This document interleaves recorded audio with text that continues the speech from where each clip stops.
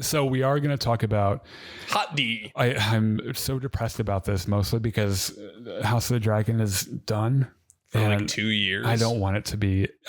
This show has been such a wild fucking ride that I mean I was already a super fan of the TV franchise, and I didn't think it was possible to get me even more invested in it than I already was.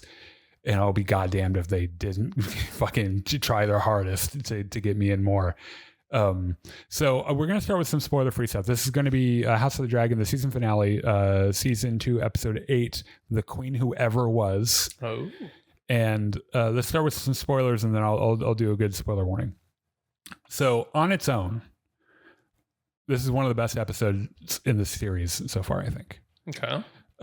There were some amazing moments, some fucking bone-chilling moments for fans of the original series too, because we learned some, like, if my friend Robbie started with House of the Dragon, hadn't seen Game of Thrones yet, and then this last week, in 1 week, binged all 8 seasons of Game of Thrones. That's dedication. And I'm glad he did before this episode, because there are some pretty big reveals that if, like, we do our Buzz recap series every week, which we'll start, I think, in probably a couple weeks.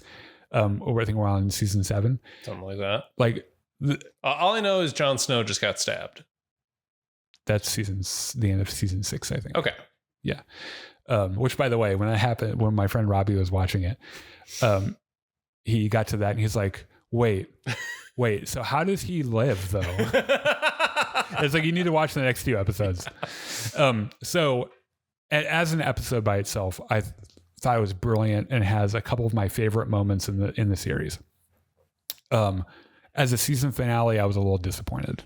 I can mostly agree with that. Like they picked a very strange point in the story to just leave as a cliffhanger. I think reading into this a little bit, I think everyone thought that House of the Dragon was going to be safe from the writer and actor strikes. That is not the case, as I was reading, because as it turns out, a lot of the people involved in that show on higher levels were American writers and producers and stuff. Okay. It is clear that this season was supposed to be longer. And I think probably the strikes are why it isn't. Could very well be. And I think they kind of did the best with what they could. And the best that they did was some of the best we've ever seen. Huh. Which is, I think, why people are disappointed with it.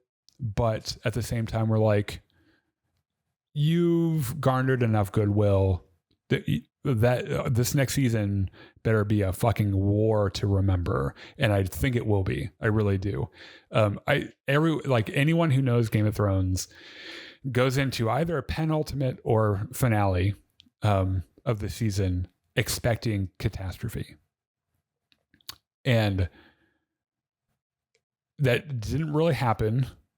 And it very well could have been, like, you can't just have a catastrophe for a catastrophe's sake, right? Like and I haven't read the book. Like, if a character doesn't die at this point in the show or in the book, you can't kill them. Like, it doesn't make sense to kill them in the show anyway. So, like, if there were no character deaths coming, that's fine. But I think that, like, this whole season has been we're moving chess pieces around and setting up the war. And I think what we expected was the war to start, right? And it didn't. They moved some more chess pieces. They have a really fucking kick-ass music cue while they're moving all the chess pieces. Oh man, that music at the end was like, fuck. But there were not the explosions that we expected. I love how I mentioned before, they're connecting the Game of Thrones proper into, like, it works with the Fire and Blood format, because if you know anything about the book, it's like a history book. It's written by characters in universe, but none of the people writing were there. They're writing accounts that they've collected, and no one in the room for these events are the ones they talk to, right? they heard it from someone who heard it from someone. Like it's like one of those things. And there are like 3 different sources in the books. It's like, well, Mushroom said this, who is a character, but like Maester blah blah blah said this, and I don't know what the fuck to believe. And so it makes sense that what we're seeing in the TV show is what actually happened. And that in the book, that's what happens when you have unreliable sources, right? Yeah. Especially if these guys don't have Google or, they don't have computers at all. Yeah. They live in fucking medievals. Yeah. Or really the scientific method. So they have no idea how to do any of that shit. And there were moments in this that were just emotionally thrilling for me that I was like, oh my God, yes. A couple of moments where like John and I just looked at each other like, oh God, they did that. Okay. Let's start. Spoilers. Spoiling everything. Yeah. You're warned. Go watch it. Come back. So have you ever seen a monkey in Game of Thrones? I had not. Well, we see one in this one, which is kind of funny because I don't think we saw lions in Game of Thrones before that one episode with the Lannisters and their fucking lion cages and shit. There's a really funny gag in the Game of Thrones books. The Golden Company is like a mercenary group, have elephants. Mm-hmm. And when they come over to Westeros to help Cersei fight the war, everyone's like, we want to see elephants. But there were no elephants. And Cersei in the show even says, oh, I thought there were elephants. He's like, there are no elephants. They were like, oh, for fuck's sake. God damn. Yeah. So anyway, we open on a monkey, which is pretty cool. We spend some time in Tyrosh, which is across the Narrow Sea. Essos. Yeah. Yeah. Esteros. Okay. Easteros. There's Westeros and Easteros. Yeah. Mm-hmm. So Tywin Lannister, the most uncomfortable man in the world. Certainly the most uncomfortable man in Essos. Yeah. And Westeros probably. Is there to woo the Triarchy, who are a bunch of fucking pirates. And they're all sitting around. He's like, look, will you come fight for my king and break this blockade? Yeah, and they're like, actually, there are a few very weird things we need to talk about that you're not going to understand culturally. And he's like what? And they're like, well, first of all, we want the stepstones. And he's like, oh, is that all? That one thing that everyone fucking wants? Yeah. They're like, yeah, we want that. And he's like, you know what? Fuck it. Whatever. Aemon's going to kill me for this. Yeah. But whatever. That's fine. I'm giving him what he wants. Either Aemon's going to kill me for giving you this, or I'm not going to give it to you and he's going to kill me for not getting the alliance. So damned if I do, damned if I don't. Let's just make it happen. By the way, that actor that plays Thailand is like scared of monkeys. and like a lot of people thought it was like a CG monkey. Real monkey. Yeah. And the monkey handler apparently told him, he's like, no, it's a really sweet monkey. Just don't look at it in the face or he'll like jump at you and like try to bite you. Yeah. And he's like, that's opposite of what you just said. You're not helping things. That's not a sweet monkey.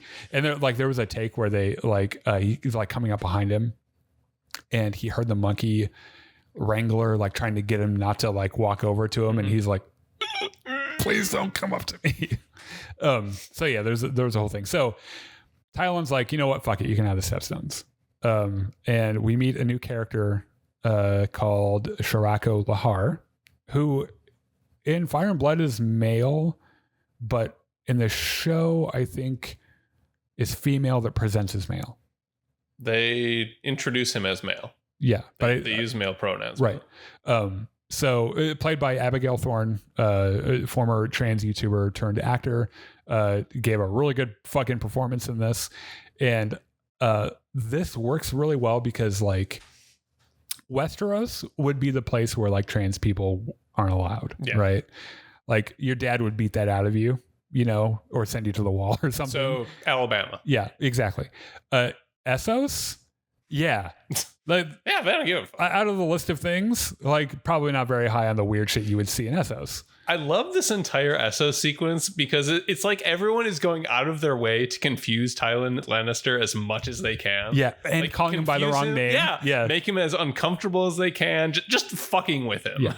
They call him Tywin at one point. I think everyone calls him Tyrod. Yeah, they go through variations, but they call him Tywin, which is Tywin Lannister is the Lannister patriarch in Game of Thrones. So everyone's like, oh, he said Tywin. Wouldn't that be fucking cool? If, like they're like, you know what? We're gonna name this one Tywin because like our great grandfather went to Tyrosh once and someone called him Tywin. Yeah. After that, he just asked people to start calling him Tywin. So he meets it's pretty much a pirate king, right? And he's like, look, like we've negotiated, that's great. There's one last thing we have to do, and he's like, what? And he's like, it's a mud fight. We have to do a mud fight. We're gonna wrestle in that mud pit. And Tylen's like, I'm not doing that. And like the next frame, right? They're just beating the shit out of each other. But he's like trying to be like I think Tylen's a little confused by the character's gender as well. And so he's just like, he's a lot confused. Yeah, which we'll see later. Yeah, but. I'm doing these by location, by the way. There are a couple of things that I'm putting in different places because it just makes sense. The order that things are revealed. Yeah. So he's trying to be honorable at first, but then like he's like, you know what? I'm covered in mud and I'm tired of this. And so he just starts beating the shit out of him. Yeah. And like the Pirate King guy is like, you know what? Yeah. You're all right. Yeah, all right. Yeah. You tie whatever the fuck. And he's like, oh, thank God. Let's go have a bath and eat dinner. Yeah. And so they have like a little feast, right? And they're sitting there and the Pirate King's like, look, so we did the negotiations. That was fine. We did the mud fight, which was, customary. Yeah. But like we're on the last step. And he's like, Tylen's like, okay. And he's like, I want you to fuck all my wives. And he's like, no, before that, he says, I want you to sing me a song. Yeah. Oh, right. He does a little song. He does a shanty, a sea shanty.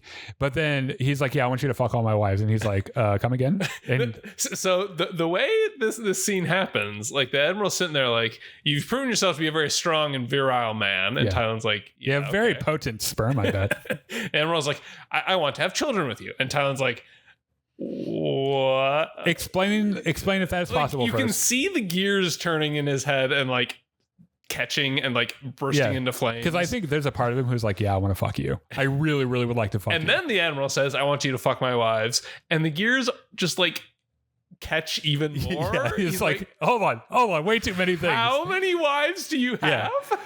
I think a part of him was a little upset that they weren't just like, let's fuck. Because I think a part of him was like, I would go for that. Just don't tell anyone back at home. I would totally go for that. And then he was like, wait, how many wives are you allowed to have here? Because I don't think that character's married at all. I don't think he has a wife. I think his whole job is just being master of ships and avoiding Aemon's fucking like wrath. Yeah. So yeah. And then I guess it's implied that his answer is yes. And he fucks the Admiral's wives. Yeah, because later on, like, he gets that fucking alliance with the Triarchy, so... And they fucking sail off. I bet he comes back to Westeros just a different person. Just a new swagger in his stuff. It's like that one guy that you know that goes to, like, Japan or something and comes back and they're, like, of the world. It's going to be like that. Okay, so in King's Landing. Okay. Aemond isn't taking his forced retreat from Dragonstone very well. Before he even gets to King's Landing, he shows up to some town and just burns it to the ground. Yeah, sharp points. Yep. He is so spurned by, because he wanted to go and he went to Dragonstone and Rhaenyra showed out like she was about to drop the hottest. Stared him the fuck down. Came out there, posed with the dragons like she was going to drop the hottest diss track of whatever the year it is in Westeros. And he's like, I guess we're turning around, Vhagar. And we're not doing that. Yeah. And so he's like, you know what would make me feel really, really good and a lot better about this? Incinerating some peasants. An entire city. Yeah. So I'm going to do that. And he does. Larys talks to Aegon. And so Aegon isn't having a very good time in general. No. We learned some things about him that I don't think we needed to know about his physical condition. He doesn't have a dick anymore. Yeah, and apparently it's like when you overcook a brat, that's what happened to his dick. And it's like, boop. This is a huge problem for him because he's a hedonist. Yeah. So like his whole thing is physical pleasure. I mean, above and beyond that, like he's also the king with a duty to like procreate and maintain the chain of succession.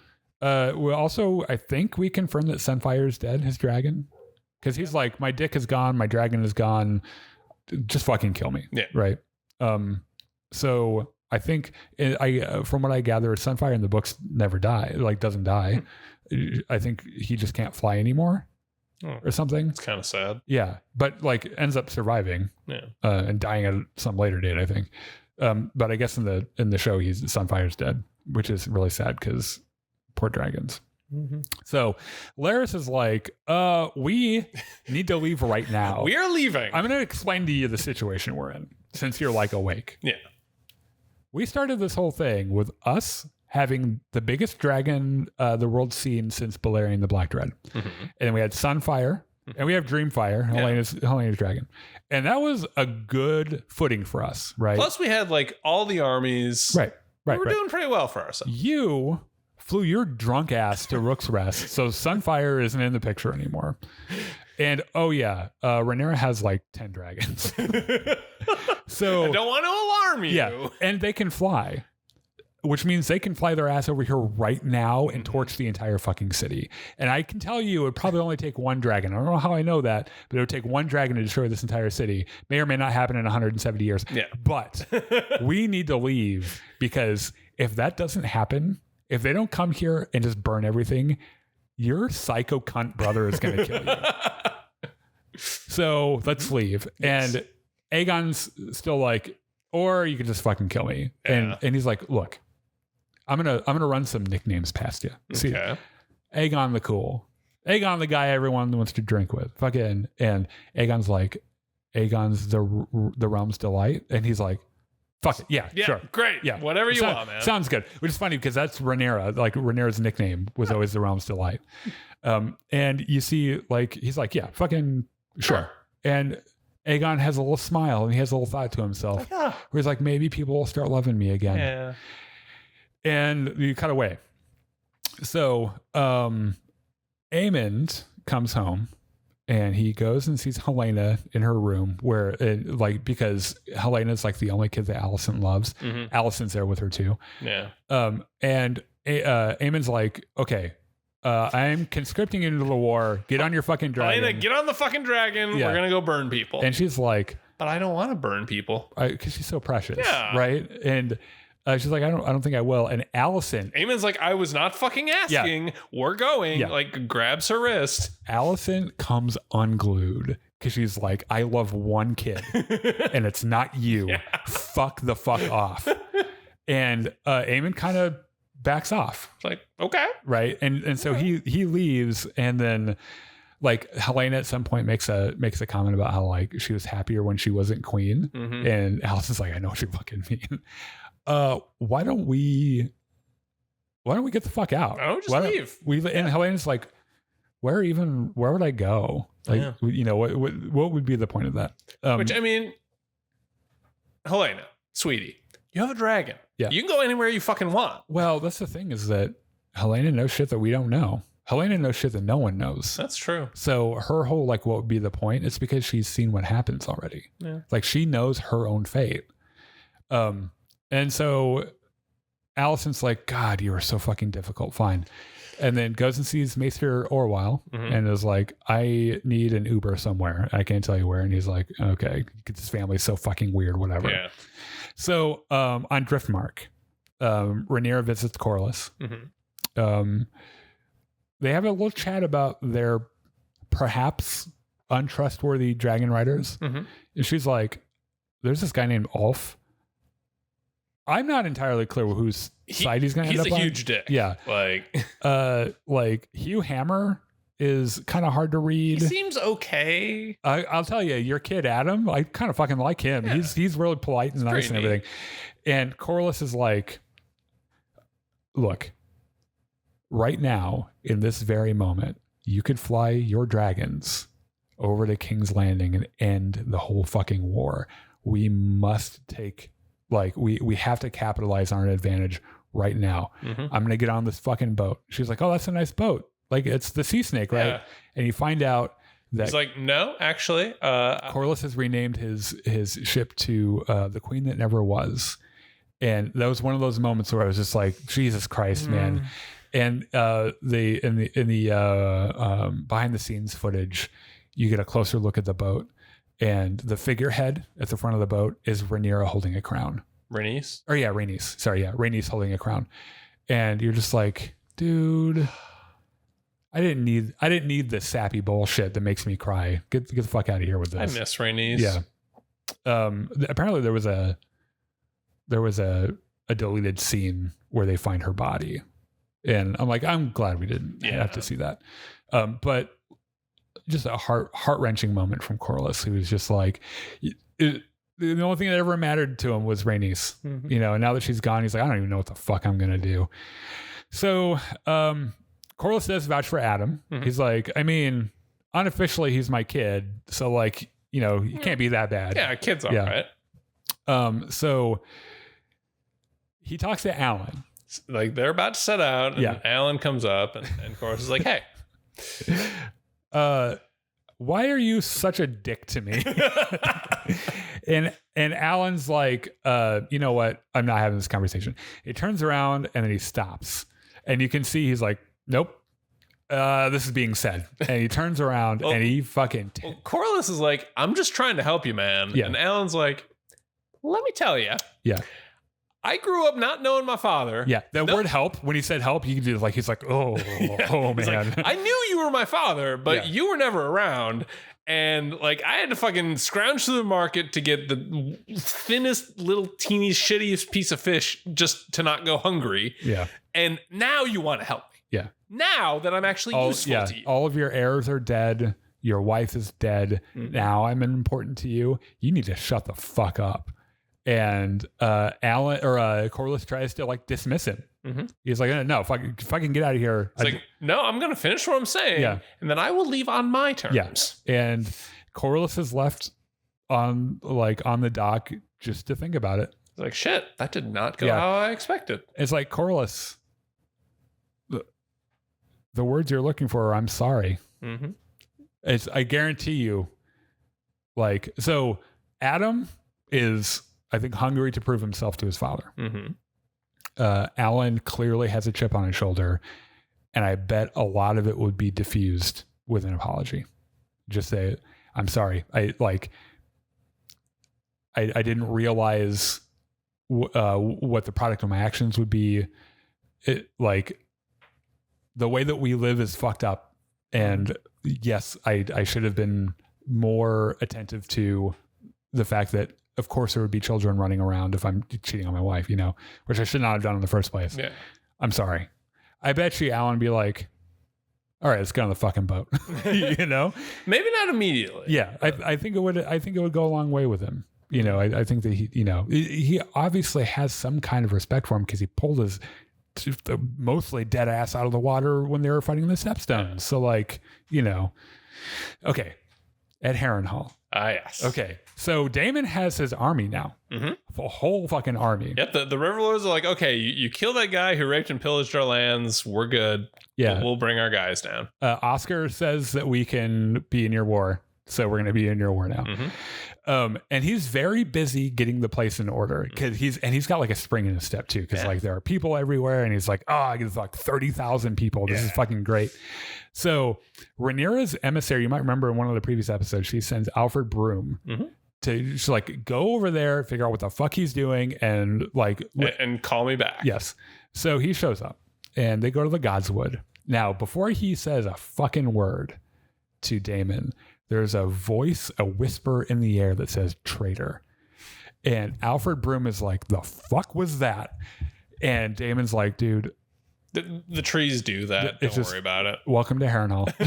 this is shit's haunted. Yeah. What can I say? What do you want? And he's like, well, I have a proposal. How about we do a light treason? And Daemon's like, what do you mean? And he's like, just a minuscule little coup. Let me just say that there are a lot of guys that wouldn't mind a king over a queen.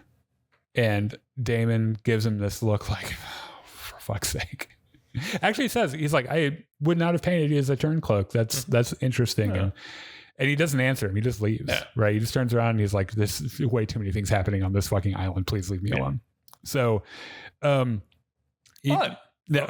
the shadows. In the shadows, Sir Simon Strong, who is just happy there are so many people at his house, right? He is thrilled that he gets to entertain this many. Right, and he's like going around shaking everyone's hand, and like he's like, have you met my sons? And do you need more meat or wine? Right, peas. Yeah. And you can tell, like, before Daemon came into his life, it was just him watching his dumbass sons eating. He was so bored. Yeah, and now he like. he gets to make the place nice, and it's like you can tell he's a man that likes having people over, and he's just so happy. He hears this conversation. What is the first thing Sir Simon does when he hears even a hint of fucking treason from anyone? He writes a letter to Rhaenyra immediately, who is like, girl, shit's going down at Harrenhal. There's a problem with Daemon. Your husband is not the man you think he is. Fucking get down here. Yeah. Straighten him out. So Daemon wakes up, and Alice Rivers is just sitting on his bed holding a fucking candle. She's like weeping. And like, do you ever fucking sleep? The thing that surprised me is that he kind of like wakes up and he's not even surprised that she's there at this point. He's just like, of course she's fucking. This is not even the weirdest thing that happened today, to be honest. Yeah. And he's not even really bothered by some of this shit. And she's like, okay, let's go to the Godswood. And he's like, hey, you want to go touch a magic tree? Of course we're going to the Godswood. Of course it's like 2 a.m. Yeah. So they go to the Godswood. And first of all, I don't know what the fuck. There's this like Guillermo del Toro Pan's Labyrinth antler monster for like 3 seconds. And he clomps behind the tree. And he's got big fucking antlers and he grumbles. And Daemon doesn't even really acknowledge it. He's like, there's the fucking antler monster. Yeah. And you're just like, Daemon, you've been here for too long. Because I would have seen that and be like, what the fuck is that? Like, we're not talking about anything else. I want to know what the fuck that thing was. Yeah. And he's like, it's Steve the antler monster. Yes, it's Steve the antler guy. He's just running around, clomping his fucking cloven hooves around. He just does that. Yeah. So he seems though to have accepted this like supernatural stuff. Mm-hmm. Coming in, he was like, "Oh, this is all bullshit," and now he's just like, "Oh yeah, it's Steve the antler guy." Yeah. And Alice is like, "Well, okay, I think you're ready to know how you kind of fit into all of this. So here, touch this bleeding tree. Buckle your seatbelt and put your finger in the tree." And he's like, "All right." It's not even the weirdest thing I've done today. Yeah, that's fine. And so he does it, and he has an acid trip. He has the trip of the season. And I think this is probably the sequence that everyone's talking about from this week. He finds out how Game of Thrones ends. Yeah. So first we see Brendan Rivers, who is the three-eyed Raven. Brendan Rivers is the guy that is alive and doing important things during Night of the Seven Kingdoms, which I was talking about. Mm-hmm. And is the character that ends up being Max von Sydow's three-eyed Raven in Game of Thrones. They show him in the fucking weirwood tree sapling that ends up growing into this huge fucking weirwood tree and everything, and he's able to touch it and see different points in history and shit.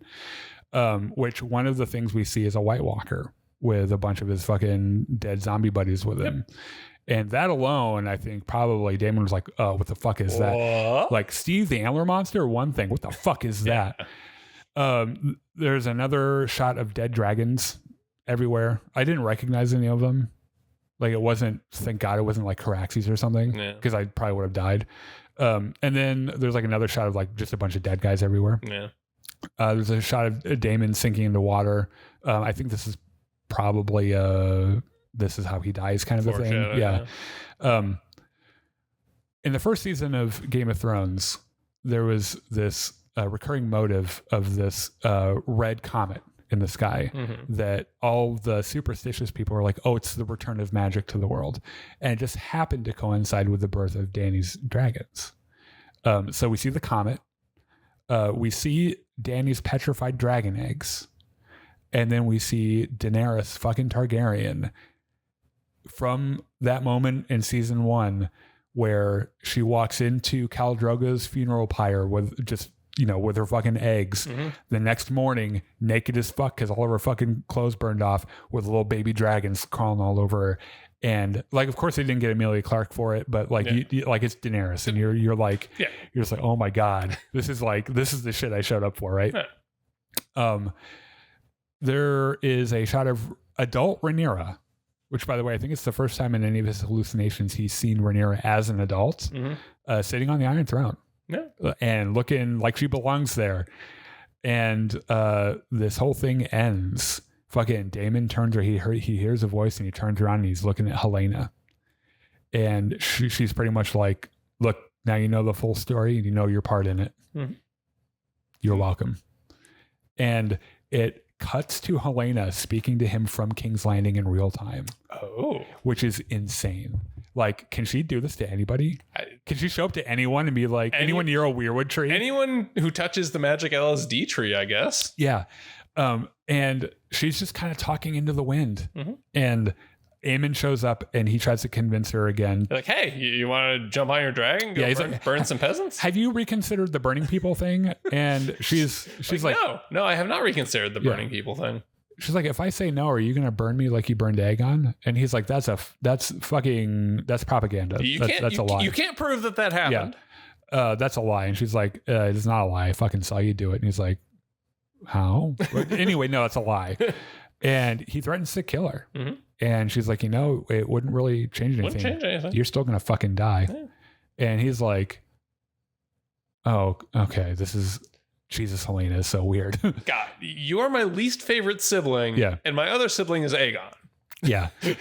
This whole thing with Helena is just like, it blew my mind a little bit that she like, there's a big fan criticism in Game of Thrones that when Bran becomes the three-eyed raven, spoilers because we haven't got there yet in our buzz recaps, he turns into a Dr. Manhattan style like automaton where he doesn't have any emotions or anything. And this whole thing with Helena is like, I bet if they had made Bran like that, where like he was still a human being, he just had this part of him that was just like otherworldly and stuff, I think that would have been a lot better. Like I think that would have been cooler.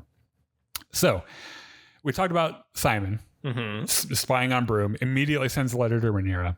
Rhaenyra gets the letter. Rhaenyra's having dinner with her dragon riders. Yeah. Well, we're going to come back to the dinner. So actually we can talk about the dinner. Well, so first of all, she has somewhere in here, she has like a conversation with Massaria. Mm-hmm. And to my surprise, because like she takes Corlys's advice and she's like, we're going to go attack Lannisport and Old Town, which is going to result in the deaths of a lot of innocent people, not just army, like innocent people. Yeah. And to my surprise, Massaria supports this. And I was a little weirded out by that because Massaria is usually like, she advocates for the small folk, right? Mm-hmm. But she was like, it's got to be done. We got to end the war. This is how we do it.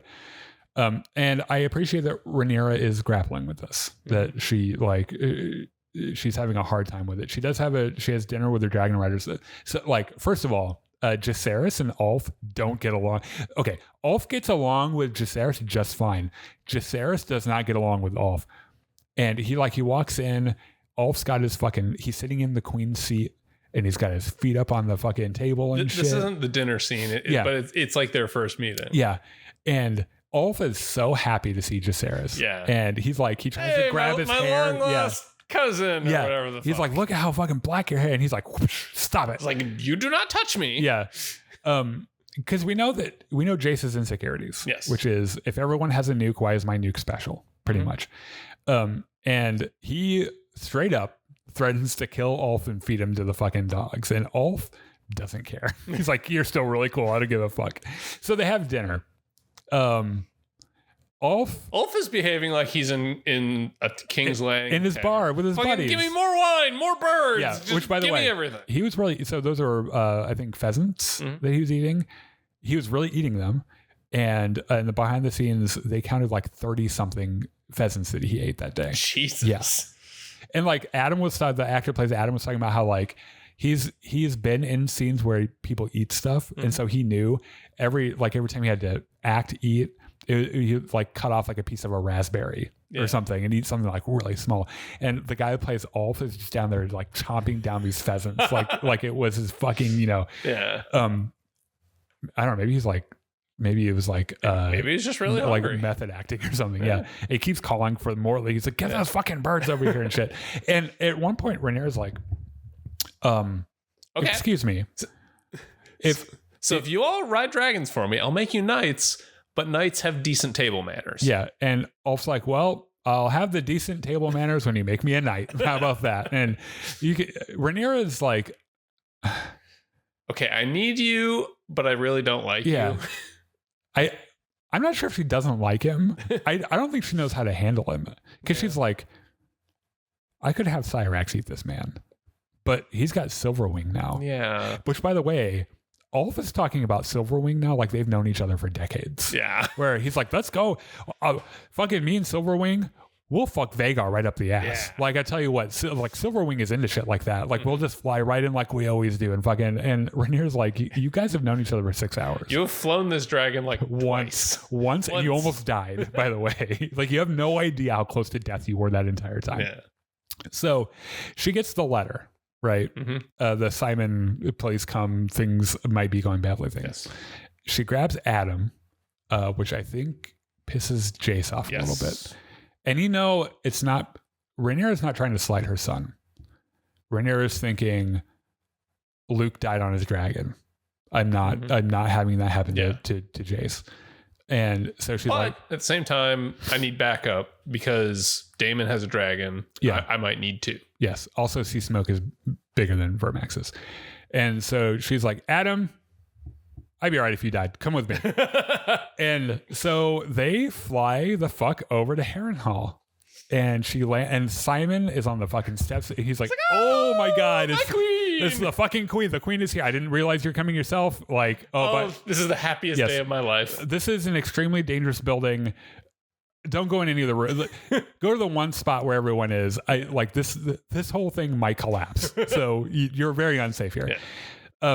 And I love how Cyrax, like, she goes into the building and then Cyrax finds a spot to perch and look at everyone's like, all right, who am I eating?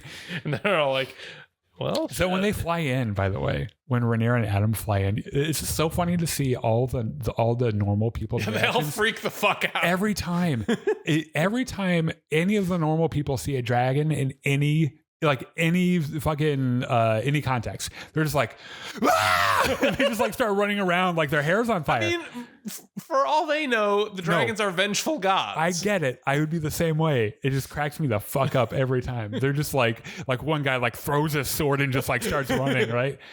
So they're in like the main hall. I think this is where Jaehaerys does his Viserys is going to be the next king thing. I love, by the way, how the sun is like shining right in on Rhaenyra and shit. And Daemon comes from behind, like shoulders his way through the army, because like the army in there at first, like half the army's camped out. They're like, is that fucking Rhaenyra? And then Daemon comes up. Yeah, and they're like, oh shit, it's Daemon, and everyone like moves out of the way. And Daemon's like, well, I've got great news. This army serves me. And she's like, that's not great news for me. That's great news for you. Yeah. So who the fuck do you serve? And he starts talking to her in High Valyrian. And at first, it's like, when you're thinking about the situation, best case scenario, Daemon bends the knee and is like, I serve you. Yeah.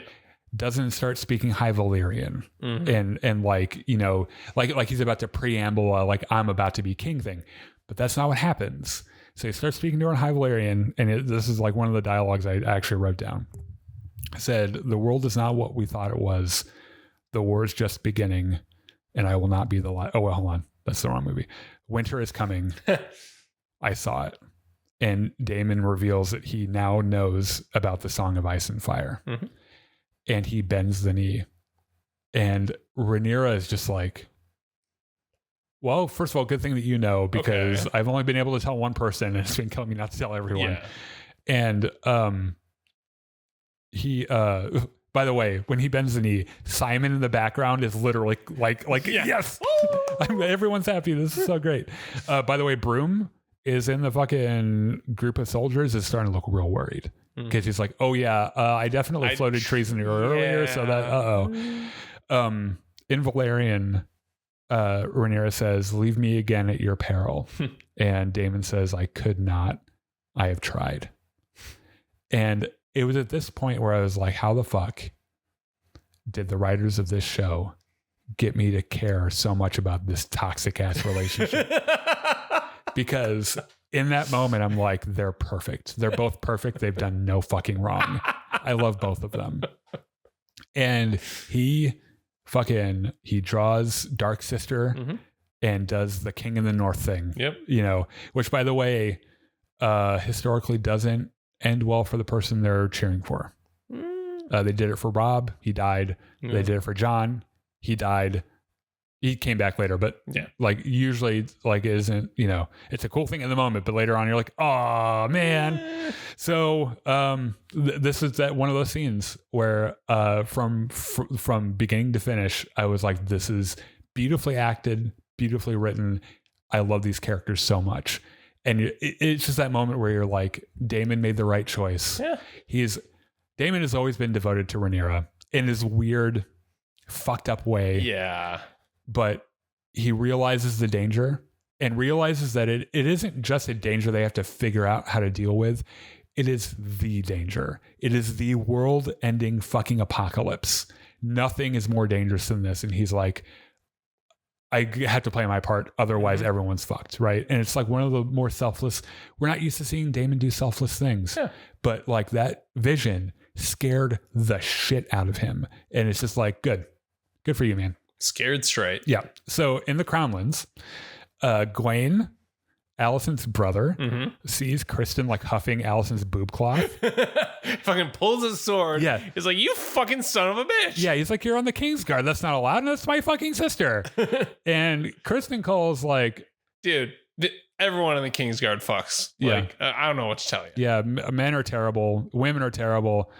By the way, we're marching into a nuclear war with swords. We're all gonna fucking die. Yeah. You really want to do this here? You know what? Fuck it, just kill me. I don't care. It's like Kristen Cole has turned into like a nihilist, right? He's just like, what the fuck is any of this? It's amazing what, you know, marching through dragon fire will do to you.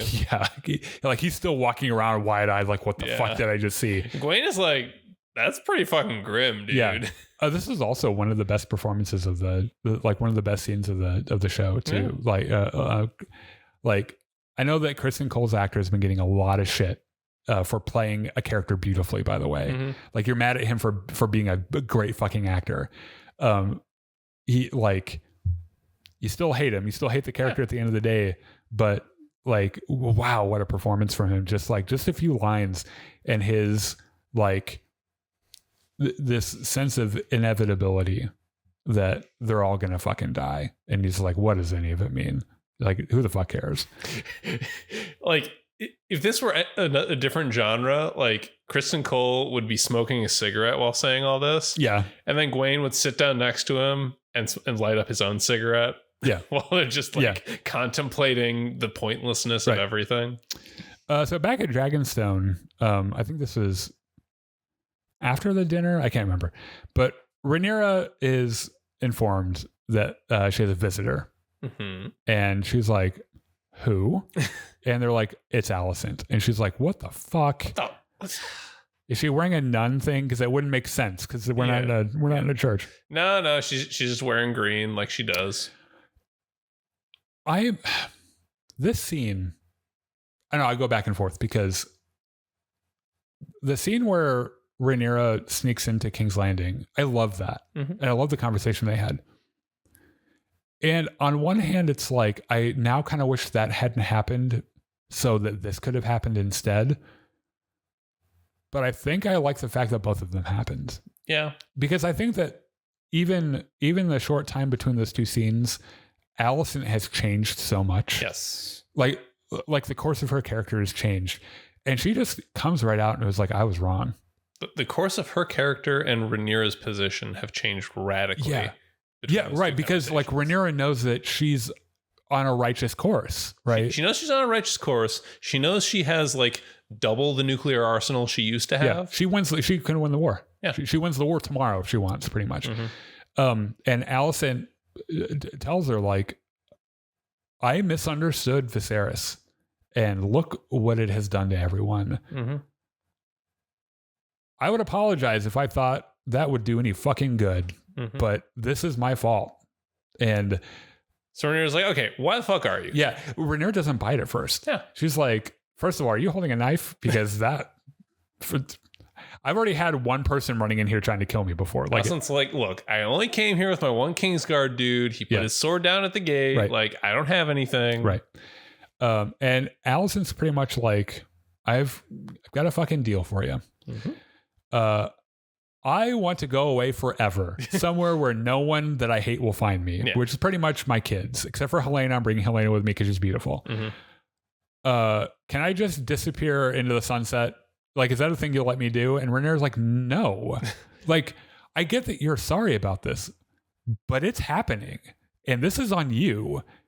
And okay. Idea number 2. Yeah, I have a sweetener. Yeah. So Aemond is gonna leave on his dragon tomorrow. Mm-hmm. Why don't you just come on down to King's Landing? We'll throw open the gates. I'll open the gates. You can come on in, sit down on your fancy chair. Aegon will bend the knee. Mm-hmm.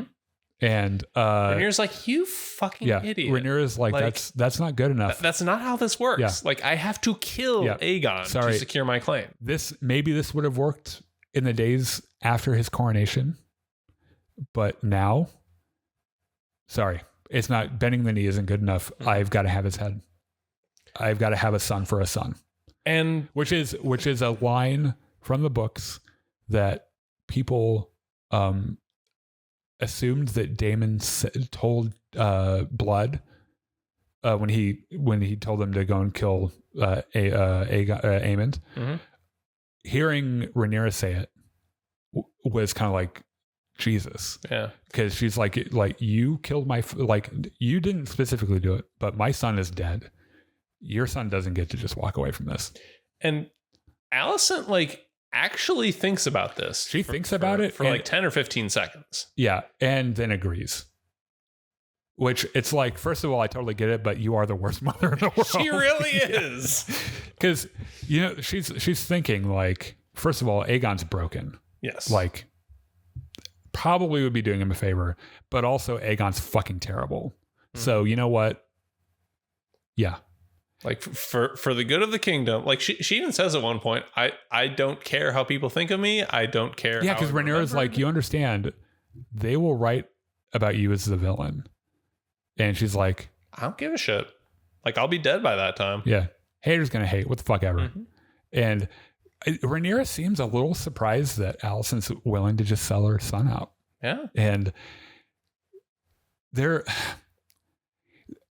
transfer the, so in season 1, before they changed cast, when we still had Millie Alcock and whoever Alicent, I can't remember her name. Brilliant actor. I just can't remember her name. Yeah. They had everything happened, they had such a tenderness between them. A lot of people assume that they're in love with each other. They just unrequited. Mm-hmm. That these actors, Emma Darcy and I can't remember her name, play that so well that under all of this, you still sense that. You still sense that they, maybe they're not in love with each other, but they still absolutely love each other. Mm-hmm. It just, so much crazy shit happened to them. And it was all bad on both sides. It was Alicent being married to Viserys as a 15-year-old. It was Rhaenyra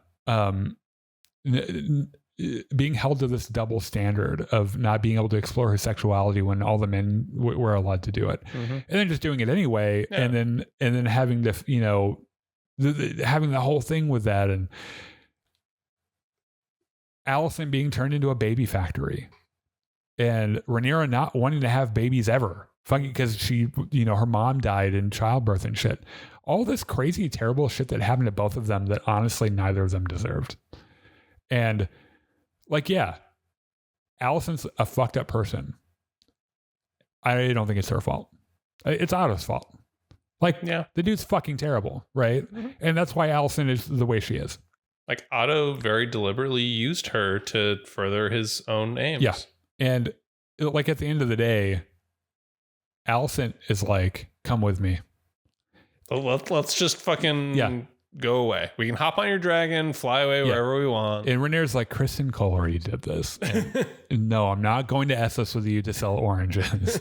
But she She doesn't ridicule Alicent like she does Chris and Cole. They even have a little moment there where she's like, "Oh, the Queen Dowager has a lover," and Alicent's like, hey, "Are we doing this? Like, really? You're gonna come at me because I've won your side piece? Are we gonna call each other whores, or are we gonna get to business here?" And I thought it was really touching that she, like, one of the last things she does is asks Rhaenyra to come with her, and Rhaenyra is like, first of all. Yeah, there's the whole base thing, which is no, I'm the fucking queen. Yeah, but there's the much deeper layer, which is that she knows about Aegon's song, and Alicent doesn't know any of it.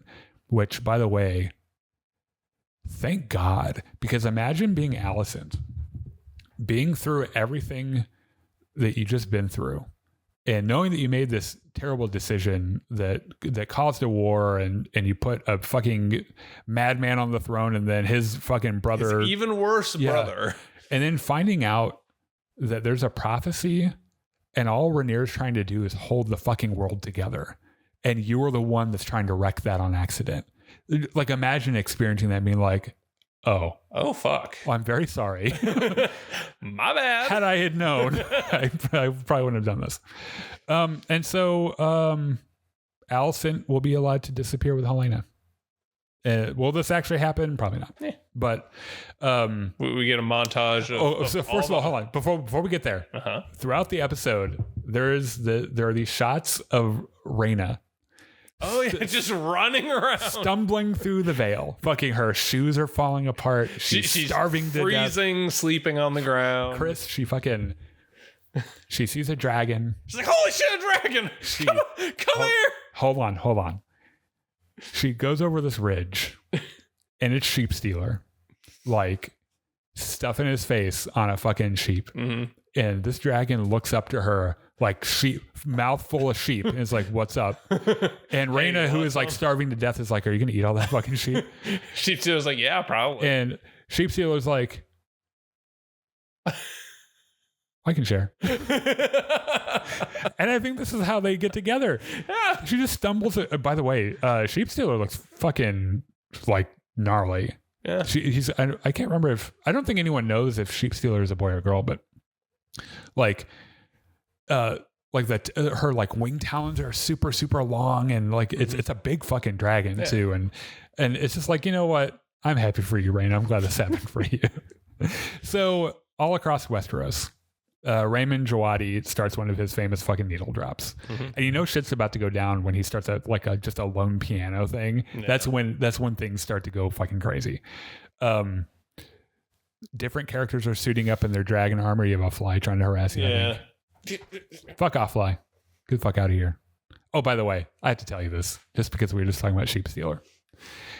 My partner John likes to.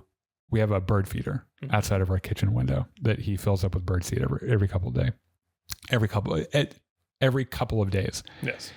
And he's got a little bird watching book, and he likes to try to see like if he can identify different birds and stuff. And there's this like really distinct red finch that eats at this bird feeder a lot. And he's like red and brown and stuff, and he calls him Seed Stealer. Which I think is really funny. So anyway, all these different people, Adam's fucking suiting up. Yeah. Well, the dragon riders are suiting up in their dragon shit. The Hightower army is marching in the Reach, and they have Tessarion, the Blue Queen, and her rider Daron, who is Alicent's other kid that she probably loves. Mm-hmm. Like Helena and Daron turned out pretty well because he didn't have Alicent as a mom. Yeah. And so we don't see him, but that's his dragon. Okay. At the Green Fork, the Stark men are fucking here. They've crossed the twins, and they're all like 80 plus years old. Yeah. But like, I wouldn't want to fight any of them because they're so fucking grisly, and like those guys each one of them have a body count, and you fucking know it. There's a shot of Otto Hightower in a cave. Oh, hold on. We're going to get there. Okay. In the Westerlands, the Lannister army is marching toward Harrenhal with their fucking lion cages and shit. Yep. Because those guys are so fucking extra. They're going to have lions. Yeah. Damon, obviously now with the Rivermen at Harrenhal, this huge fucking host with Caraxes. Like, I wouldn't want to fight Damon at this point in the war. The Narrow Sea, Thailand, and his new girlfriend, on the deck of a ship, I think going toward Corliss's navy. Yep. They're about to fucking throw down, and he's got a look on his face. Thailand's got a look on his face like, I'll never be the same. Essos has changed me. At Driftmark, Corlys and Alan rejoin the Valerian fleet, and which, by the way, you know that he's not expecting this triarchy thing, because earlier in the episode he makes a comment. He's like, "It doesn't matter if we're facing the Greyjoys or the Lannisters. We're going to beat both of them." And so you know he's not expecting what's about to happen.